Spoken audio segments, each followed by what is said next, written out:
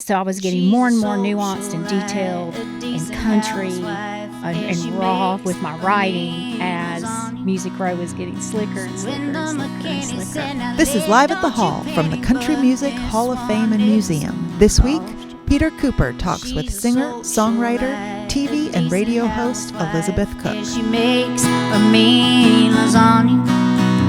So when the mechanic said, now lady, don't you panic, but this one is gonna cost you.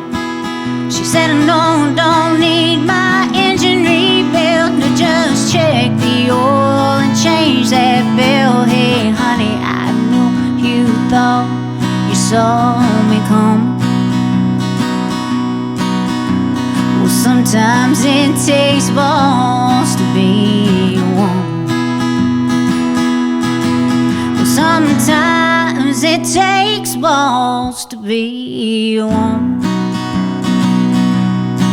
Yeah, I'm standing up to this test while I'm wearing a party dress. And sometimes looks, but they can be deceiving when you're quietly overachieving. Oh, sometimes it takes balls to be a woman. He says I should repent for the money I spent on shoes and bags and jewelry. Where the hell with that? My heart a working ass. I ain't gonna sit before a jury. I said, isn't that a mighty small price to pay for all this love I sent your way? Hey honey, when it comes down to the plumbing, sometimes it takes balls to be a woman. Sometimes it takes balls to be a woman. Yeah, I'm standing up to this test while I'm wearing a party dress. And sometimes looks, but they can be deceiving when you're quietly overachieving. Sometimes it takes balls to be a woman. Look at Dolly and Loretta, they still lived it to the letter. Oh, sometimes it takes balls to be a big, big, big, big balls to be. Oh, sometimes it takes balls to be a woman. Elizabeth Cook, welcome to the Country Music Hall of Fame and Museum, to our CMA Theater. It's so great to have you here. Thank you. It's good to be here. You've been playing the Grand Ole Opry now for, I believe, 21 years, something like that.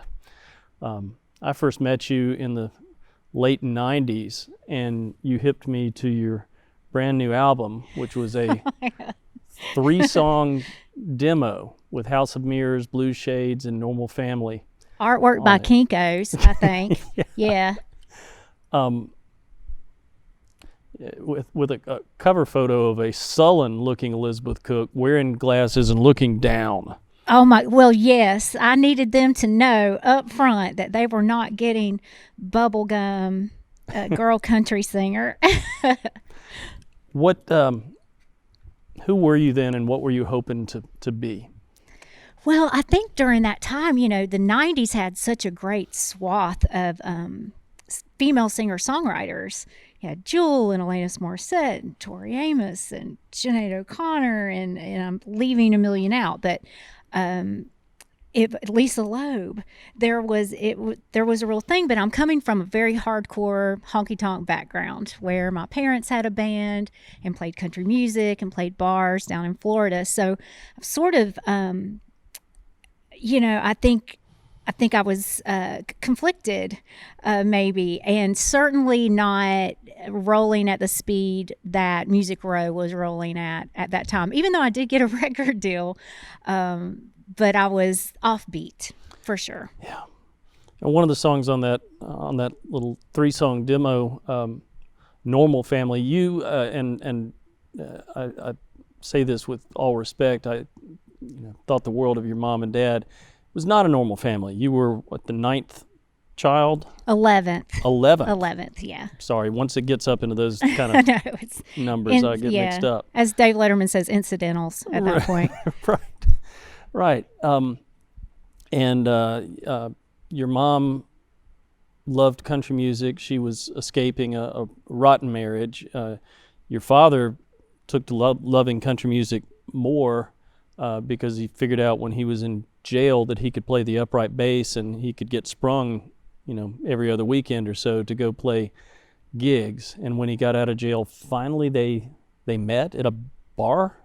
They actually met because they became neighbors, and then they discovered that they both played music. And then Mama had a little band was in a little band that was playing over at the beach. We're all in Florida in the 70s.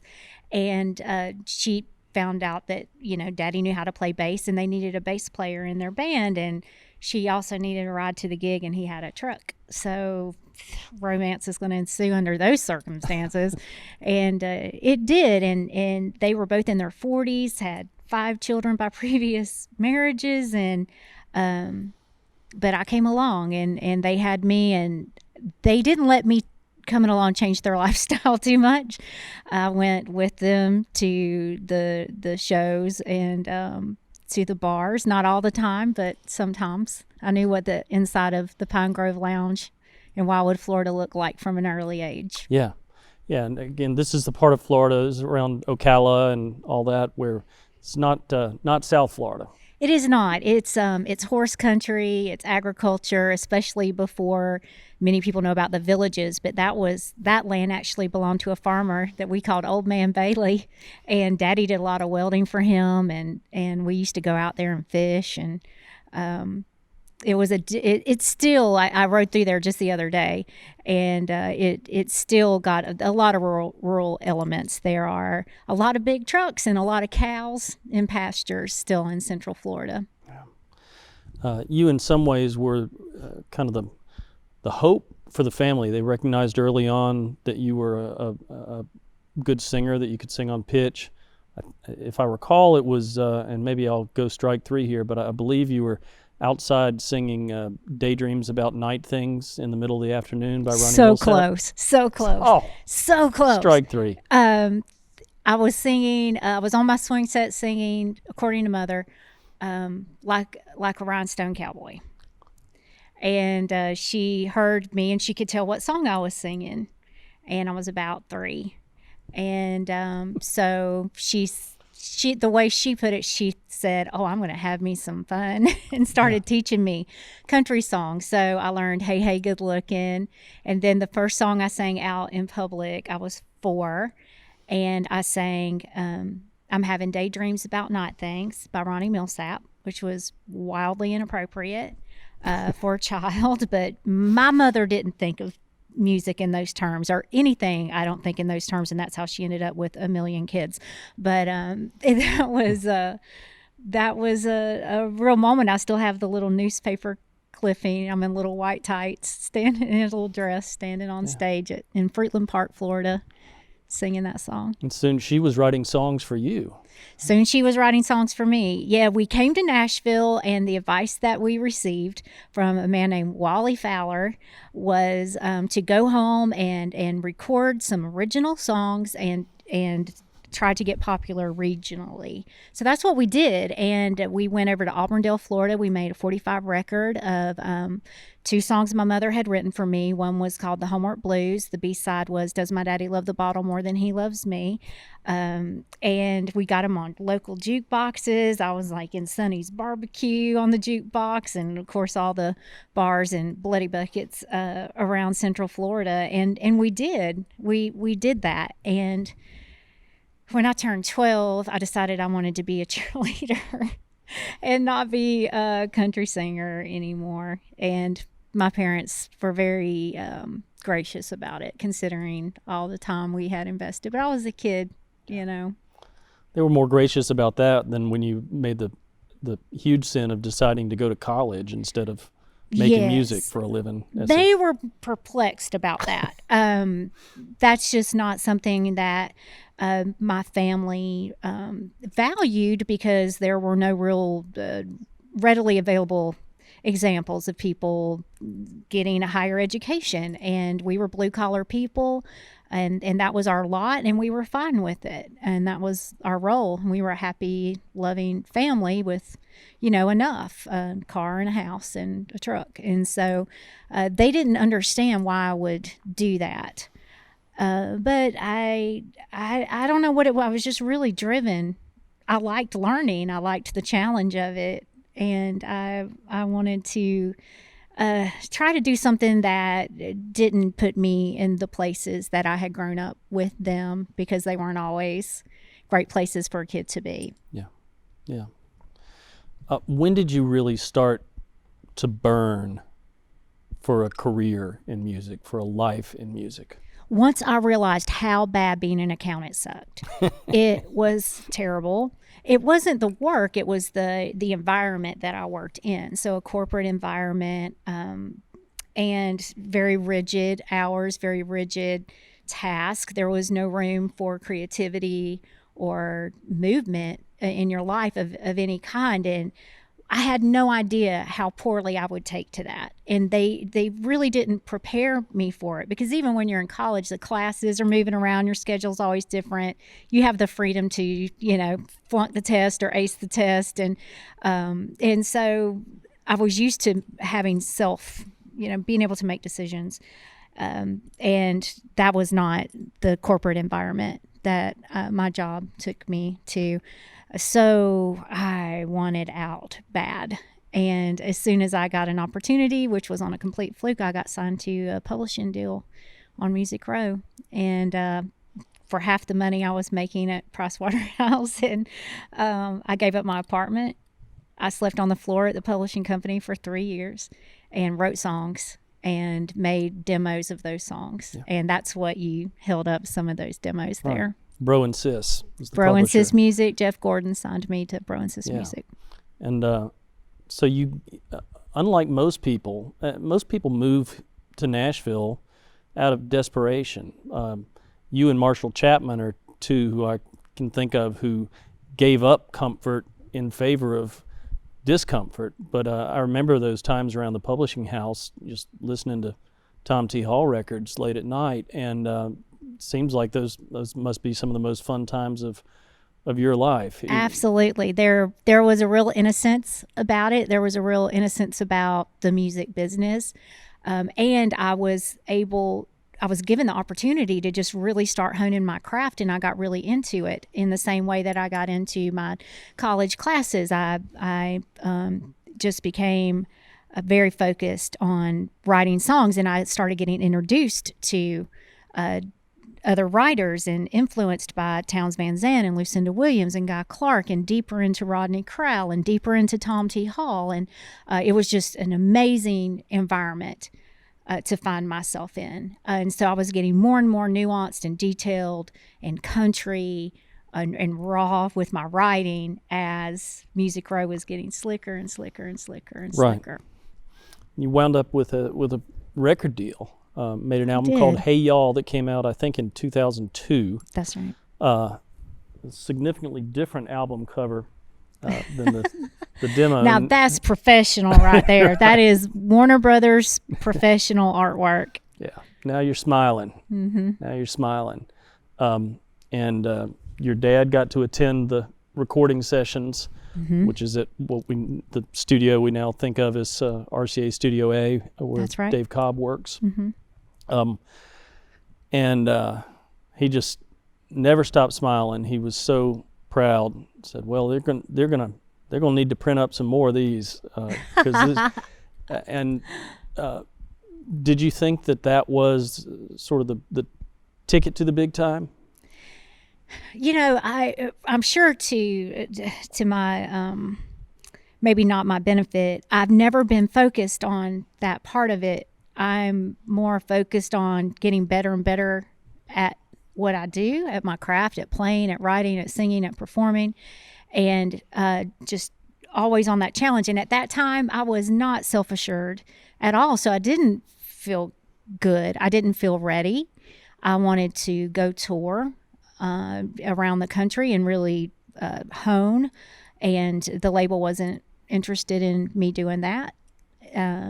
They wanted like my first gig to be an award show, I think. And I didn't feel like I was good enough, still really don't. I'm always pushing to improve and get better. And that's what gratifies me more than the other adulations that you get from succeeding, I guess, in the music business. Yeah.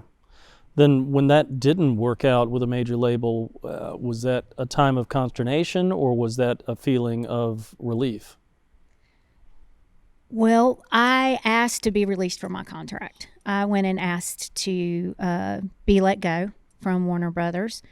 And I did think that I was walking into another deal at Sony. And then that did not pan out. And then I found myself with 2 years left on a publishing deal, TikTok, because I knew if I didn't have a major label record deal, they would let me go. The whole purpose of them signing me as a writer was not so I would write songs for other people to cut, but I was writing songs for me that they would have a piece of. So I really started taking that job more seriously and trying to write for other people and write with other writers a lot. And that was a struggle too. That didn't really fit. And the things that I was interested in that I was writing were just way too quirky and edgy and still country, undeniably country, but and could relate to people, but not in line with what country radio was going to play. In your experience, is adversity good for creativity or does it have a negative impact? I think it can be both, and both those things in just different instances. It's definitely, driven me to write some of the songs that I've written for sure. And then sometimes it can wear you down to a point that it can be paralyzing, and you get writer's block, or you just get just a lack of incentive to keep putting yourself out there and into it. When you put yourself out there in that way, that's a pretty raw circumstance. I mean, Todd Snyder, our friend, talks about how you search yourself for this music and you bring it out of yourself, and then it gets sent around, and everybody gets to tell you whether you open your heart up enough, and that can be rough. You've said things in songs, in your lyrics, that you might know someone for a long time and never talk about. I mean, you have a song called Heroine Addict Sister. Mm-hmm. How does that feel to you when you're putting something that personal out there? Do you just gird yourself, or do you go, well, here I am, world? Well, when I'm writing it, I'm not thinking about presenting it yet. So it's all a process that's completely selfish and completely for me. So I'm writing the story from my perspective, for my own heart, for my own processing. And it's a completely inward effort. So I didn't think about it. Once I knew that I had something, when I had written it, that might resonate with other people, then that was a battle, because it is true. It did involve my family and exposing things about my family, and that part was absolutely hard. Still hard. Just as animals, we don't want to be vulnerable because it's risky to be vulnerable. And it's dangerous to be vulnerable. But as a musician and as an artist, it's my job. Yeah.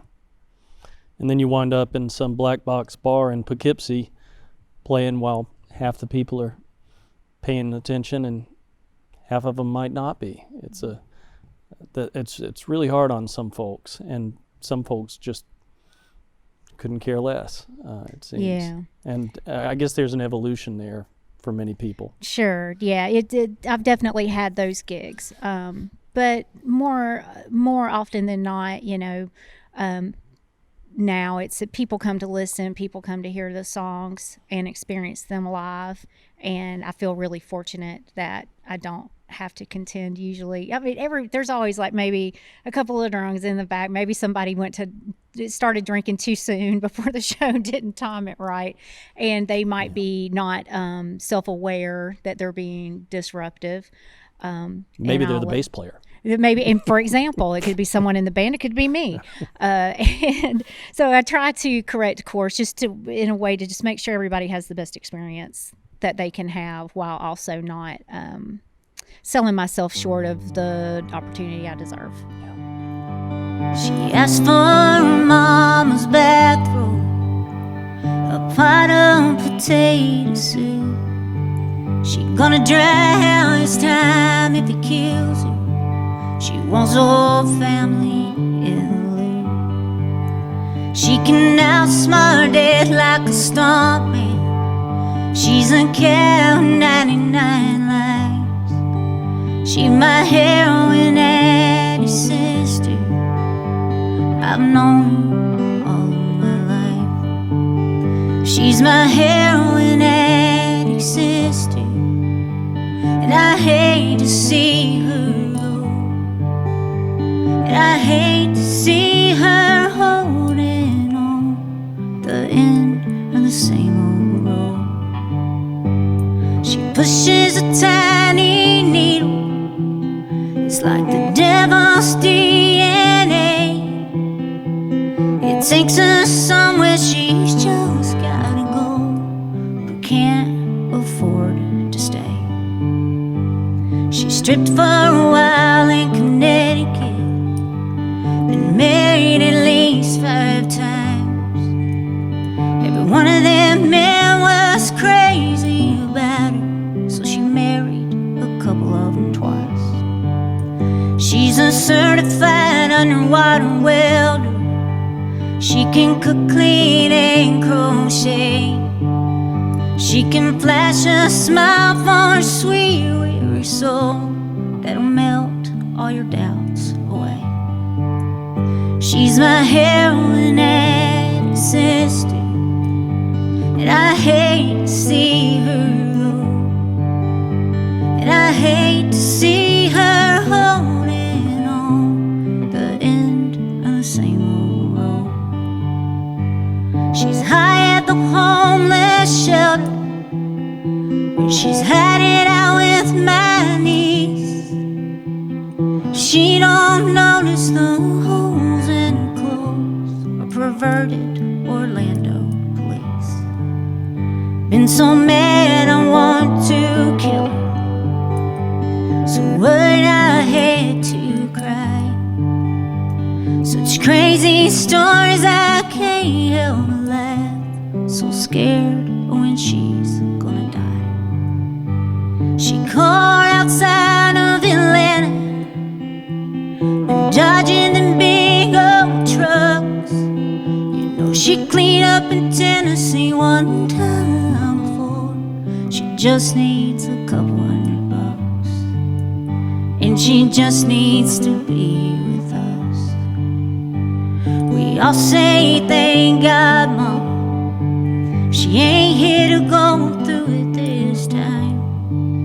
She's in heaven telling them Macon County cops better give her baby a ride. And they got to work just in time. She's my heroine and her sister, and I hate to see her go. And I hate to see her holding on the end of the same old road. The end of the same old road. Always at the end of her rope.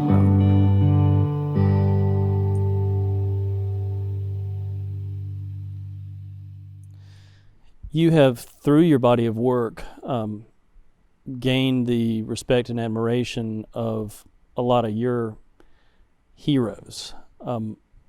what does that mean to you? Some people say, well, I just put the music out and, whatever somebody thinks of it, that's no big deal. I would imagine it's a little harder when you're putting the music out there and Rodney Crowell is listening to every line. Mm-hmm. Yeah, I mean that's the standard, that's the bar. I'm looking to meet it and move it. I don't see why not. I have them with me. I have them to study. I have amazing mentors in Rodney Crowell, John Prine, Todd Snyder, writers, and I care about that part more than any other part. Yeah, the pressure's on. You don't in that circle, you don't get away with just anything. But I need that challenge, and that's what I want to do. I want country music fans and music fans deserve it. They deserve quality work and to not be manipulated by branding. With music, I just think it's blasphemous and such a shame. And country music fans deserve artists that can truly reflect and in great style and skill and fashion make music that they relate to. Yeah. Well, that's been the history of the thing. I mean, Merle Haggard was the poet of the common man, not the poet who talked down to the common man. Right. Or who patronized the common man. Exactly. Do you always finish what you start as a songwriter? No, Lord, no. I'll die with a million sticky notes and notes in my phone, and but I hope that's true. I hope that, because I'm just always creating. Songs are in different phases, always. So yeah, just keep going as long as I keep hearing it and thinking it, and it's a blessing. Your recent album is called Aftermath. That's a different looking cover than the other two we've examined. It just keeps getting better, yeah. huh? Yeah. And it's clearly not aimed at a top 40 country market. You went to Los Angeles to record the bulk of it.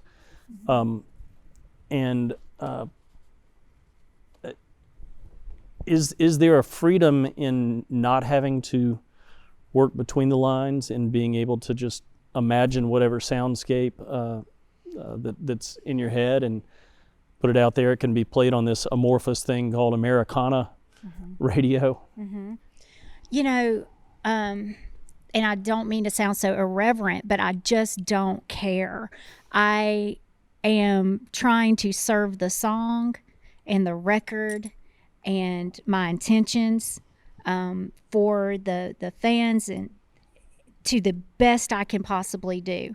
And the best I can possibly do is sometimes a producer in LA that was right for this set of songs. He was making records that sounded like I wanted this record and these songs to sound. So I don't care if he was somebody that is of the moment or a sanctioned country music producer. That's irrelevant to me. I serve the music at first, and the rest of it falls where it falls. That's another sort of emotional risk, is giving things over to a producer. And not that you don't have your hand in this thing and the way that it sounds, but a producer is often involved in choosing the musicians, is very involved in making thousands of musical decisions that can impact the way that people hear what started in your head and with an acoustic guitar at a table at your house. Has that always been easy for you to just say, here you go, what do you think? Well, I mean, only the hard part for me comes on the front end, because it's not hard once I get in there, because I've done an extensive amount of homework. So I've studied what the records that they've been making, that producer's been making, what they sound like, how they're interpreting songs, and if that applies here. And then I meet them and play them some songs, and they're either excited about them and, available or not. And it's like going on a blind date kind of, but I have a pretty strong sense of what they're going to do with the record musically and production wise before they even hear from me. Yeah.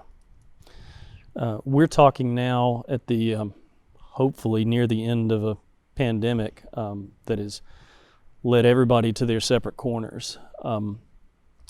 Was that a hard time for you creatively, or did you find that all that time in your own head was helpful?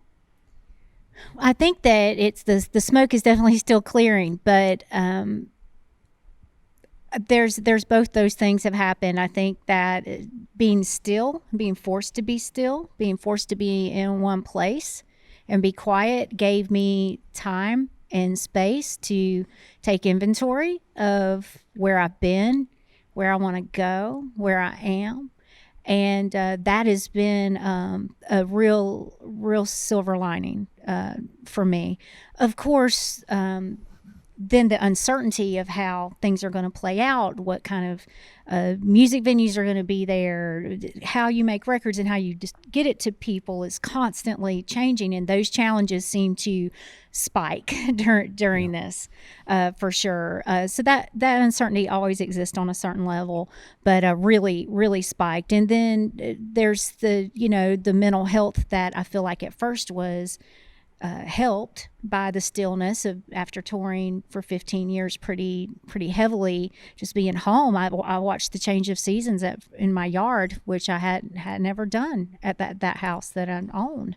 So that part was great, but then started getting weirded out and stir crazy and the news and all these things, and it does start to maybe put a little bit of unraveling or aim you in a direction that just isn't healthy and just isn't joyful and what we should strive for in this little life that we get on this little earth, So have to be careful with that part. And that definitely, I had a moment where I was like, I have to leave here. I have to leave Tennessee and go south. I have to see the sun. I have to see family. But I was in the middle of a house renovation project and couldn't leave. So that I did have a moment where I thought, I don't know if anything is as it was or ever will be again, and that was very disorienting. Well, one orienting, it seems to me, element in your career has been the Grand Ole Opry. You played so many times on that stage before you even put your first major label record out, and you've come to know so many of what we would consider to be iconic figures in music. How has the Opry been important to you? In such unforeseen ways, it seemed like every time there was a family tragedy or disaster, like the farm burned or something horrible happened, I would get called for the Opry that weekend, and the family would all come and we would gather there backstage at the Grand Ole Opry and have that experience together and that bonding moment. It felt like a constant, and it felt very emboldening and inspiring because it's such a beautiful group of people and a very strong family tie connection to the folks out there, and from the staff to the parking attendant to all of them. They knew my parents. They exchanged Christmas cards and things out of the garden, and there was something about it that's always just been so grounding and reset the compass to like, okay, here's true north, and we're gonna be okay. So the Opry it was uncanny how many times I got booked on the Opry on the heels of something like that. Yeah. And be sitting around in the dressing room all sad with my family, but we were there and we got to have that experience. So it's been awesome. And the relationships with the icons and the private conversations that I've had with Loretta Lynn, Jimmy C. Newman, Porter Wagner, with no one else in earshot, priceless. Yeah. And no one will ever know. And what a gift. Yeah. What an experience.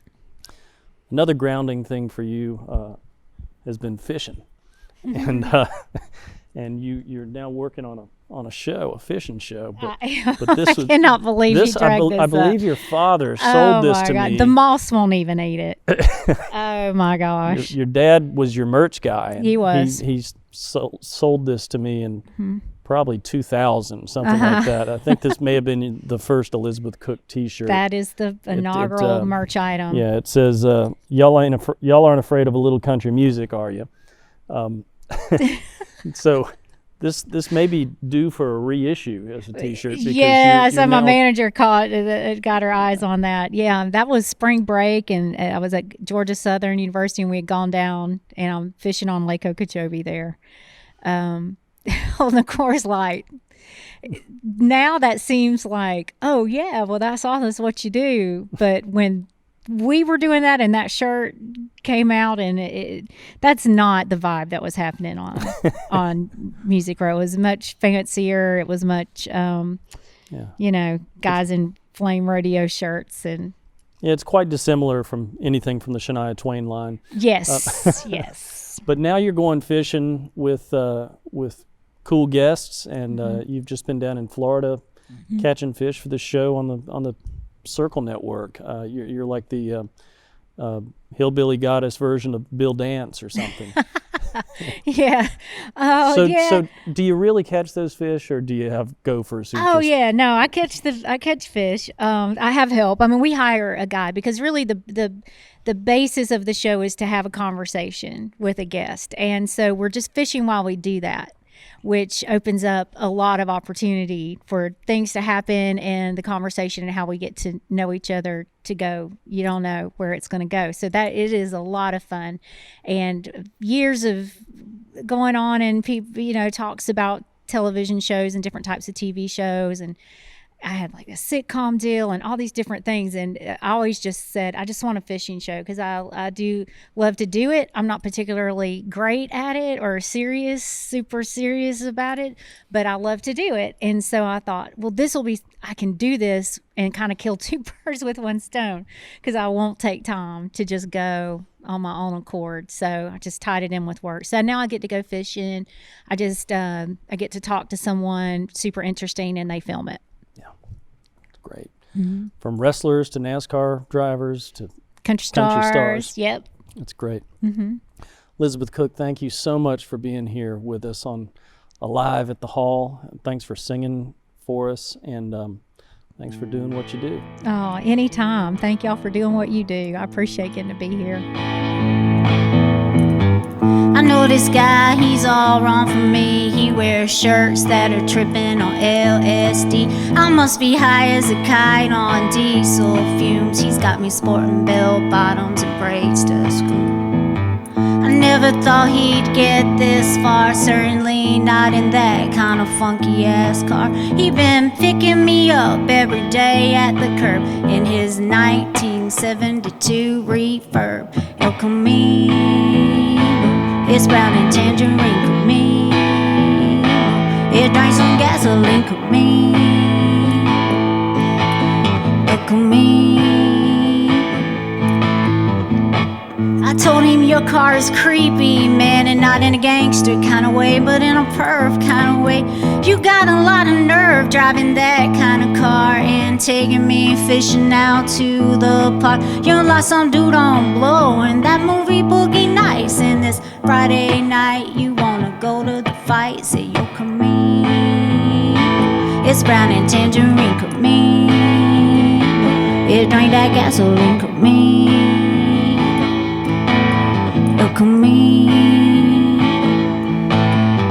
After Saturday matinee roller derby, we went parking and things got blurry. I thought, man, I can't get much hotter. Then I caught a whiff of pina colada, and we were making love in the disco era. He was Travolta and I was Farrah. I was like, man, what is happening here? Dude must have put a Quaalude in my beer. If I wake up married, I just have to annul it. Right now my hands are in that mullet and that Camino. It's brown and tangerine Camino. It drinks some gasoline, Camino. It's lean and I'm seeing